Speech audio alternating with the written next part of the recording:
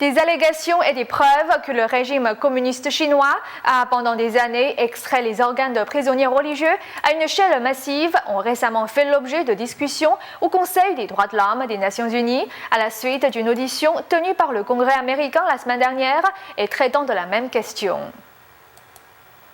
Le 17 septembre 2012, durant la 21e session du Conseil des droits de l'homme des Nations Unies à Genève, une ONG intitulée « Liberté de rassemblement pacifique » a tenu une session au Palais des Nations et examiné le crime d'extraction d'organes en Chine. L'extraction d'organes est un crime perpétré en Chine où des prisonniers de conscience sont utilisés comme banque d'organes vivants.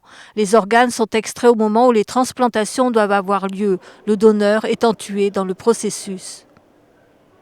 Guo Jun, éditrice en chef du journal The Epoch Times, a été invitée à prononcer le discours d'ouverture. Les preuves qu'elle a données incluaient le témoignage de Wang Lingjun, l'ancien chef de la police de Chongqing, où il mentionne le prélèvement d'organes de milliers de personnes et ont interloqué de nombreux journalistes, d'avocats et personnel médical.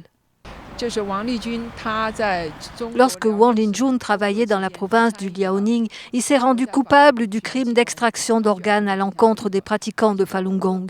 Il a même reçu une récompense du gouvernement suite à une série d'études qu'il a menées.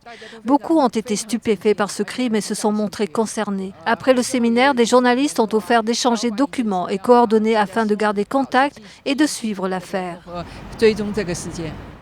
Monsieur Schwartz, un chercheur spécialisé dans la littérature médicale, a dit « Après 4 ans d'enquête, il ne fait aucun doute que le crime d'extraction d'organes se produit bel et bien en Chine.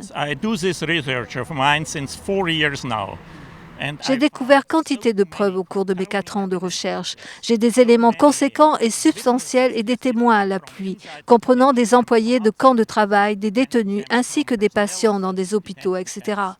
Je suis sûr que l'extraction d'organes de corps vivants est un crime qui s'est produit et continue à se produire contre les pratiquants de Falun Gong.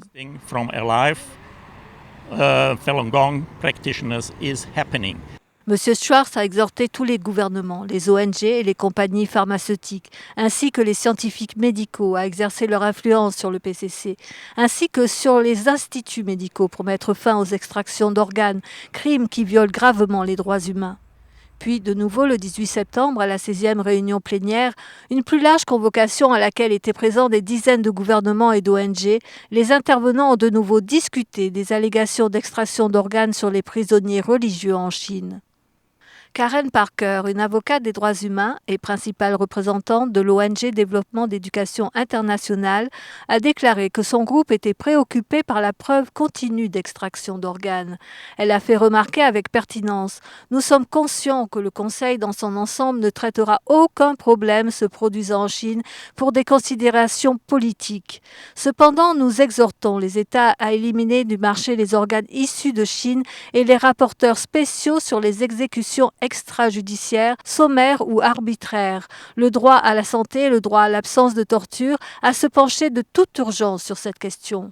Les délégations répondent généralement aux accusations qui leur sont faites en rencontre plénière, mais la délégation chinoise n'a pas répondu à Parker. Nouvelle NTD, Genève.